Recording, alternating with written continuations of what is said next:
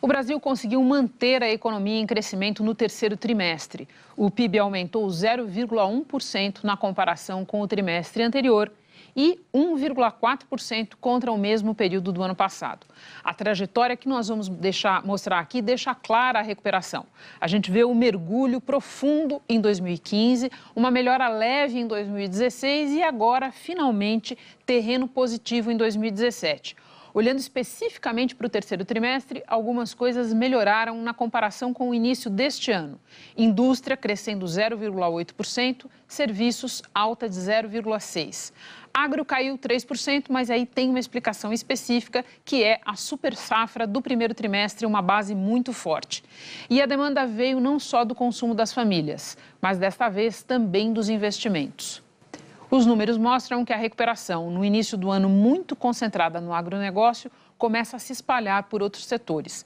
Um exemplo disso é o que está acontecendo no estado do Mato Grosso.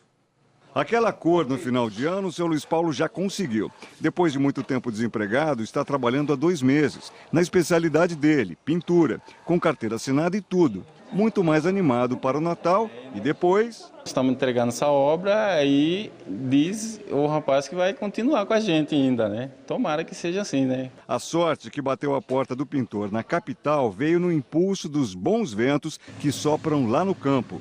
O agronegócio é 50% da economia em Mato Grosso e tem colhido resultados maduros. A safra passada, que bateu recorde em todo o país, gerou receita de mais de 53 bilhões de reais só aqui no estado. Dinheiro que fez girar a economia. Olha o caso da construção civil. Enquanto o Brasil, como um todo, afundou 1% nas contratações entre janeiro e outubro deste ano, aqui em Mato Grosso, as contratações dispararam 11%.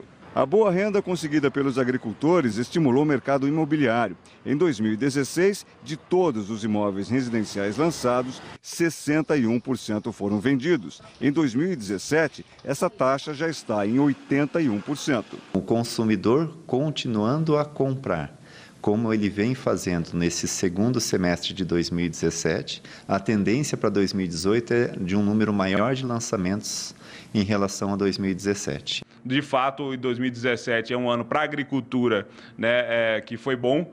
O faturamento, então, cresceu nesse sentido e a economia como um todo teve o seu ganho com esse ganho de volume de produção. O comércio está vendendo 4% mais do que no ano passado. A indústria de alimentos e bebidas cresce a ponto de contratar 7% mais funcionários. O agronegócio, ele puxa tanto a construção civil, como a indústria e como o serviço. Nosso nível de confiança, 6 meses atrás, era abaixo de 50%, que é um nível muito ruim, e hoje nós estamos acima de 50%, que é uma perspectiva boa, as pessoas acreditando na economia. E a perspectiva é de mais números positivos. A intenção de consumo das famílias cresceu 8,6% em novembro. É a confiança do consumidor que cresce quando o emprego aparece.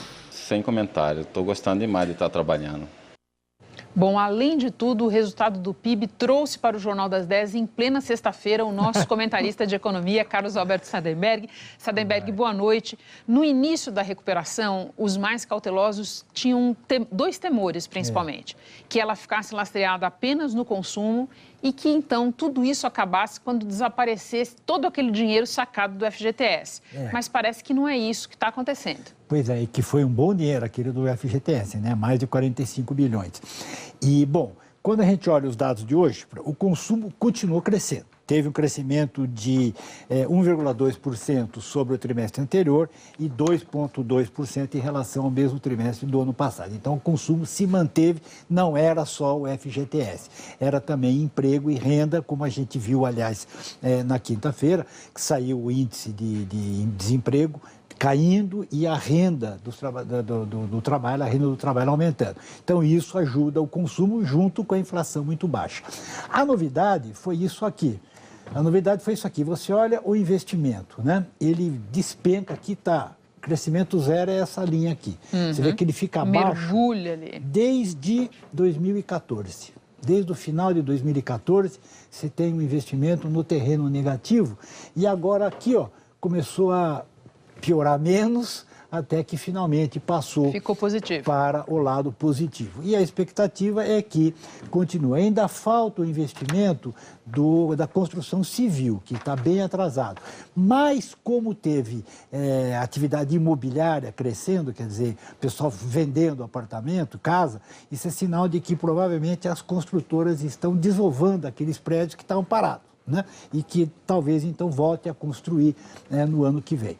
De todo modo, esse foi um resultado bom. O outro quadro que eu queria mostrar, Renato, indica como houve uma movimentação, toda ela para cima. Isso aqui é o agronegócio, né? Quer dizer, embora tenha tido essa queda no terceiro trimestre, porque a base anterior é muito alta, né? Por causa da super safra. Mas quando você pega em quatro trimestres, quer dizer, comparação anual, o agronegócio continua puxando a economia. Você veja a linha aqui, ó, vai lá para cima. E depois as outras três linhas, que é a indústria, serviços e o próprio PIB. Então, você vê que é uma linha para cima em todos os níveis e que o agronegócio continua sendo uma fonte importante da economia brasileira. E o último dado é o passado, né? Passado às vezes melhora, é isso? Pois é, o passado melhorou, né? Para o terceiro trimestre, a expectativa era de um crescimento de 0,3, veio 0,1 para baixo. Em compensação, o IBGE melhorou a conta do primeiro e do segundo trimestre. O primeiro passou de 1 para 1,3, o segundo de 0,2 para 0,7 de crescimento. Não é malandragem, não é golpe, não é nada. É normal esse tipo de revisão. Então, hoje ficou assim, se der 0 no quarto trimestre, o país já cresce 1%. Agora, está crescendo. Agora, o grande risco, Renato, sabe o que é? É o pessoal chegar e dizer, olha, já está bom, está ótimo. Não precisa fazer reforma. Não precisa mais de reforma e tal. É um grande erro que vira e mexe se comete no Brasil. Sardenberg, muito obrigada. Desculpa a você, a quem nos assiste. Quando eu te recebi, eu disse que era difícil a gente te receber na sexta-feira no Jornal das 10. É uma crise de identidade, porque é lá que eu estou acostumada a falar com você. Bom fim de semana. Jornal da Globo.